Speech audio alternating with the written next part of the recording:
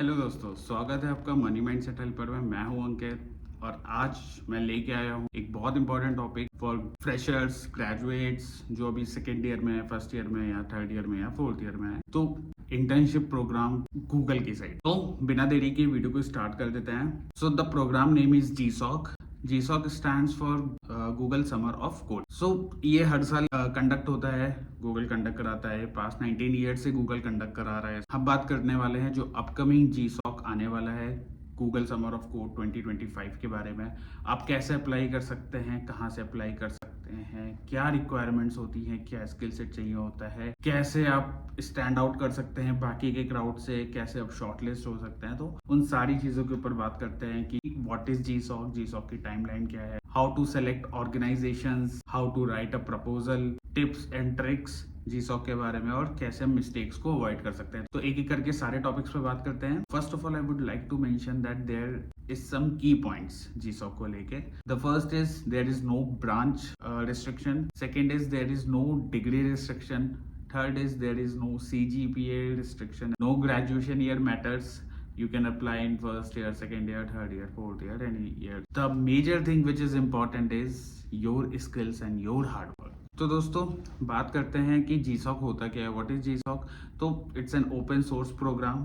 Into this GSOC Google invites various organisations. तो कई सारी ऑर्गेनाइजेशंस को गूगल इनवाइट करता है, उनके प्रोजेक्ट्स को इनवाइट करता है, अपने ऑर्गेनाइजेशंस अपने प्रोजेक्ट लेके आती हैं। और other end Google invites students to contribute to their projects, to their organisations project. तो ये मोस्टली 10 to 12 वीक्स का प्रोग्राम भी हो सकता है। It's a paid internship you can say. अब इसमें वेरियस प्रोजेक्ट्स होते हैं। तो बेस्ड ऑन द प्रोजेक्ट्स हमारे जो आवर्स ऑफ कमिटमेंट है या फिर वर्किंग आवर्स कह लेते हैं या फिर स्टाइपेंड, उस हिसाब से वेरी होती है। तो इसमें बेसिकली 3 टाइप्स के प्रोजेक्ट होते हैं, small, medium and large project. तो स्मॉल प्रोजेक्ट जो स्टाइपेंड है वो around in India around 500 to 700 USD, and for middle projects it's around 1200 to 1500 USD, and for the large project it would be 2800 to 3000 USD. But I know the stipend is good, but our main, as a freshers or as a graduate engineer or as a you are studying in first year, second year, third year, fourth year, I know the stipend is good and it's very attractive, but your main focus should not be a stipend. Your more focus is what opportunity you are getting, and this opportunity should not slip to our hands, because such opportunities are not coming very frequently, right? The second is teamwork skills. यहाँ पे आपकी team work skills develop होती हैं कि आप बहुत अच्छे projects में काम करते हैं, बहुत एक रिच माइंडसेट के डेवलपर्स के साथ काम करते हैं, बहुत ही टैलेंटेड, और जगह जगह से लोग अप्लाई करते हैं। तो only the best candidate should be selected. तो आपको उनके साथ काम करने का चांस मिलता है। तो इस अपॉर्चुनिटी को नहीं जाने देना चाहिए। आपका मेन फोकस इस पे होना चाहिए। और ठीक है, बहुत सारे टीयर 3 कॉलेजेस होते हैं या टीयर 2 में भी कुछ कॉलेजेस होते हैं जिनको GSOC के बारे में नहीं पता होता है। जैसे मेरे कॉलेज में भी इतना ज़्यादा आइडिया नहीं था GSOC के बारे में किसी को। ये मेरा एक सजेशन मान लो कि एज अ ग्रेजुएट, और अगर आप first year, second year, third year, fourth year में हो, as an engineer I'm suggesting you कि you should participate in this at least once in your graduation year। तो इससे आपको बहुत चीज़ें सीखने को मिलती है। ओपन सोर्स प्लेटफॉर्म क्या होता है, कंपनीज कैसे काम करती हैं, मेंटर से कैसे कनेक्ट करते हैं, वर्जन कंट्रोल से। अपने आप को जब तक टेस्ट नहीं करोगे तब तक भाई कहाँ स्टैंड करो कैसे पता चलेगा। और ये सारी अपॉर्चुनिटीज बहुत रेयर होती हैं, इनको मिस मत करो। ठीक है, आई नो कि बहुत सारी चीज़ें हैं जो हम लोग को नहीं पता होती है, बट ठीक है, मैं पता करके आपके लिए लेके आ रहा हूँ सारी चीज़ें। तो आप बस पार्टिसिपेट करो। मैं इस वीडियो में GSOC की सारी टाइमलाइन, उसके लिए क्या नीडेड होता है, प्रपोजल कैसे रेडी करते हैं, एक चीज़ पे बात करने वाला हूँ। अब बात करते हैं GSOC की टाइमलाइन पे। तो बिफोर स्टार्टिंग द टाइमलाइन, मैं एक URL मैंने डिस्क्रिप्शन में डाला हुआ है। GSOC का ऑफिशियल पेज का URL है वो टाइमलाइन का, कि आप उसमें बहुत सारी टाइमलाइन डेट्स मेंशन है जिसको आप रिफर कर सकते हो। लेकिन यहाँ पे मैं मेजरली 3 डेट्स के बारे में बात करूंगा, बाकी की डेट्स भी आप वेब पेज पे देख सकते हो। The very first date is organisation announcement. Organization announcement is mostly done by the February end. So for this coming GSOC, it will be February 2025, right? So by February end, Google will disclose all the organization and their projects. After getting the organization announcement, we have around 4 to 5 weeks to prepare ourselves, to brush up our skills, and to submit submit a proposal. तो आप कौन से organisation में आपको interest है, या फिर कौन से प्रोजेक्ट्स आपके बढ़िया हैं, कौन सी लैंग्वेजेस पे आपको कमांड है, आप अगर आपको एआई में जाना है या डेटा साइंस में जाना है तो उसके भी प्रोजेक्ट्स रहते हैं। तो आप एक एक करके शॉर्टलिस्ट कर सकते हो कंपनीज किसमें ज़्यादा कंट्रीब्यूटर्स नहीं है। तो उन सारी चीज़ों को आप देख सकते हो कि कौन से ऑर्गेनाइजेशन आपको पसंद आ रही है, या फिर किस में आपका इंटरेस्ट बन रहा है, उसमें अप्लाई कर सकते हो। और मेरा सजेशन ये रहेगा कि आप एक ऑर्गेनाइजेशन में केवल मत अप्लाई करो, क्योंकि if the number of contributors are more, then there is a very less chance you will get selected. Now the major date is the proposal submission. तो ये mostly March end early April में भी हो सकता है। तो इसकी timeline March end to early April रहती है। In this proposal you have to introduce yourself, you have to submit your plan towards the project. What will be your plan?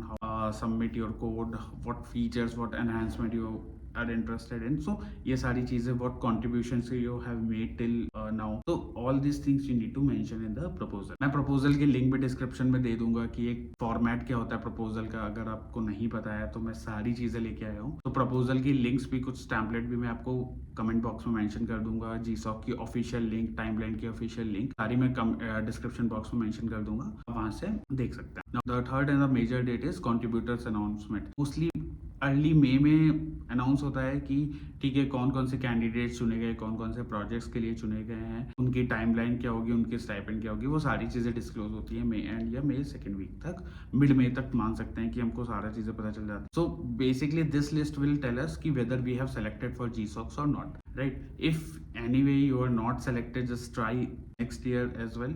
But मेरा सजेशन ये है कि if you are not selected itself, you will get a lot of things to be learn. तो अभी ये सारी dates आ जाती है, तो इसके बेस पे हम अपनी प्रिपरेशन स्टार्ट कर सकते हैं, अपनी स्किल्स को ब्रश अप करना स्टार्ट कर सकते हैं। नाउ बात करते हैं स्ट्रैटेजी की। आपकी स्ट्रैटेजी क्या होनी चाहिए अगर आप जीसॉक के लिए प्रिपेयर कर रहे हैं। अगर आप 2025 फरवरी 2025 में जो जीसॉक आने वाला है उसके लिए अगर आप प्रिपेयर कर रहे हैं तो आपकी स्ट्रैटेजी क्या होनी चाहिए।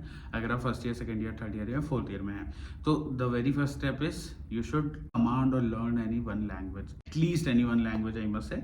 तो इसमें बेसिकली क्या होता है, जैसे जीसॉक फरवरी में आने वाला है तो कई लोग प्रिपरेशन फेब से स्टार्ट करते हैं, जैन एंड से स्टार्ट करते हैं। आई डू रिकमेंड कि आप लोग एटलीस्ट सितंबर अक्टूबर से प्रिपरेशन स्टार्ट कर सकते हैं इसके लिए। The second point is you should learn a language. It is either Python, Ruby, C++, Java, rust, कोई भी एक या दो लैंग्वेजेस आप लर्न कर सकते हैं अपनी कन्वीनियंस के अकॉर्डिंग, जिसमें भी आपको कमांड ज्यादा हो, जिसमें भी आपने प्रोजेक्ट ज्यादा बनाए हो या कोड ज्यादा किया हो, तो उस लैंग्वेज को आप पिक करके उस पर कमांड कर सकते हैं। So there are a lot of languages used in the GSoC projects, mainly जो मैंने अभी मेंशन की, Python, Ruby, Rust, C++, Java. So those are the major languages used in the GSoC projects. So यहाँ पे एक और benefit आपको मिलता है कि अगर आपका डेटा साइंस में इंटरेस्ट है, मशीन लर्निंग में इंटरेस्ट है, एआई में इंटरेस्ट है, एम्बेडेड में इंटरेस्ट, तो बहुत सारे डोमेन्स पे प्रोजेक्ट्स आते हैं जीसॉक में। तो अगर आपका इंटरेस्ट किसी स्पेसिफिक फील्ड में है तो उस ऑर्गेनाइजेशन के लिए भी अप्लाई कर सकते हैं।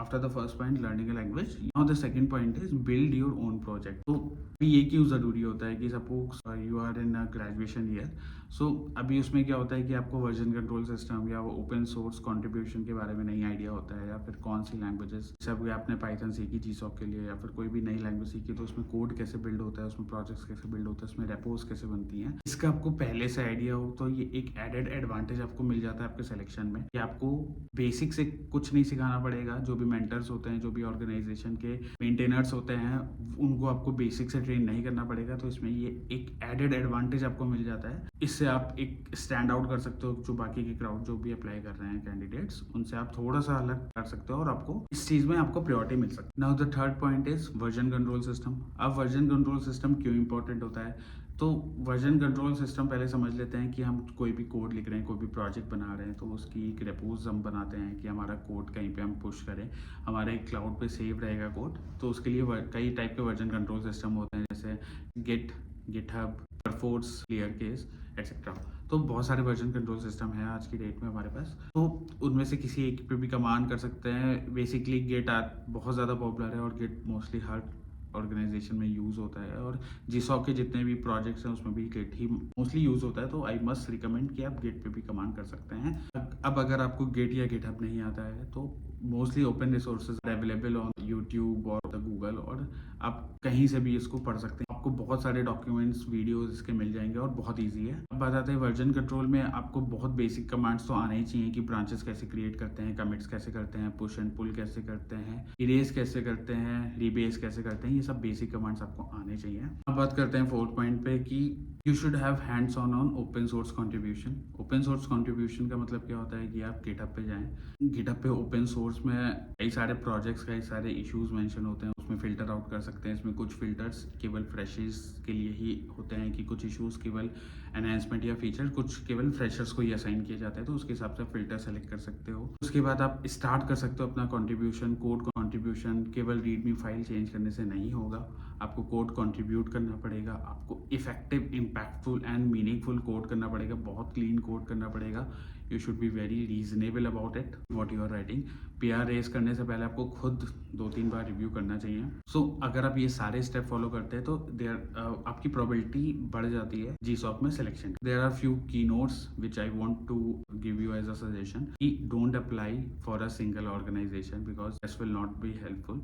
क्योंकि कभी कभी क्या होता है कि सपोज कोई एक वेरी नोन प्रोजेक्ट है या कभी एक बहुत ही पॉपुलर डोमेन है जिसमें बहुत सारे लोग काम करना चाहते हैं, बहुत सारे डेवलपर्स लोग कंट्रीब्यूट करना चाहते हैं, तो उस केस में आपके पास क्या होता है कि आपकी प्रोबेबिलिटी कम हो जाती है सिलेक्शन की, राइट। तो दूसरा पॉइंट आता है स्टार्ट कंट्रीब्यूटिंग अर्ली। उसमें क्या होता है कि सपोज फेब से स्टार्ट हो रहा है, if you start contributing from December और January, so that also would be helpful कि ठीक है हमने पहले से स्टार्ट करना कर दिया, तो जब आप प्रपोजल भेजते हो, अपना कंट्रीब्यूशन उसमें मेंशन करते हो, तो organisation will be very impress कि हाँ ठीक है ये कैंडिडेट और पहले से कंट्रीब्यूट कर रहा है हमारे प्रोजेक्ट्स में, और आपकी सिलेक्शन की चांसेस उस केस में भी बढ़ सकते हैं। और द अनदर पॉइंट इज कि कुछ ऑर्गेनाइजेशंस ऐसी होती हैं GSOC में, if you are contributing to their project and if you are very good with their expectation, so there is a chance for a long internship into that organization as well. कुछ companies के मैं example देता हूँ जैसे Zulip, Chromium, ऐसे बहुत सारी organisations हैं जो आपको लॉन्ग टर्म इंटर्नशिप भी प्रोवाइड कर सकती हैं GSOC से। अब बात करते हैं कुछ बहुत ही इंपॉर्टेंट टॉपिक्स के बारे में।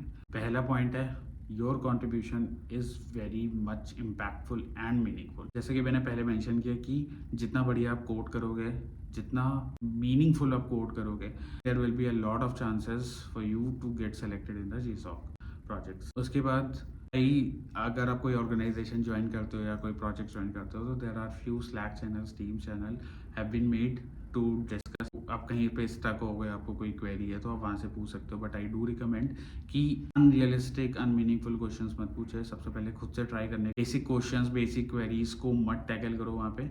Try to be a individual contributor. अब बात करते हैं प्रपोजल पैटर्न की। तो आई मस्ट से कि proposal pattern should be very crisp and impactful. You should have used a very good words. Whatever contributions you have made, you have to write it in a way that organization managers or maintainers should be very impressed after reading your proposal. Genuine cheeses you need to put into the proposal. Some link if you have, you can propose it into the proposal. So there are few proposal links also which I can share in the description box. You can check it out from there itself. Before concluding, I must suggest you couple of points. That the very first is code experience or domain experience is must. आप सुबह सो के उठ के directly GSOC में apply मत करो, ऐसे नहीं होने वाला है, और अगर आप अप्लाई कर रहे हो तो इससे बढ़िया मत करो। So hands on experience is must. Do code and do code. Review your code, again do code, resolve your mistakes, resolve your own mistakes, optimize your code, make it more reasonable and attractive. Try करो कि आप अपने ही code को कैसे optimise कर पा रहे हो। तो ये सारी चीज़ें बहुत इंपॉर्टेंट होती हैं। ट्राई करो वर्जन कंट्रोल सिस्टम में हैंड्स ऑन करने का, अपने कोड को ओपन सोर्स बनाने का, पुश करने का, वहाँ से रिवेस करने का, सारे कमांड्स पे हैंड्स ऑन कर लो।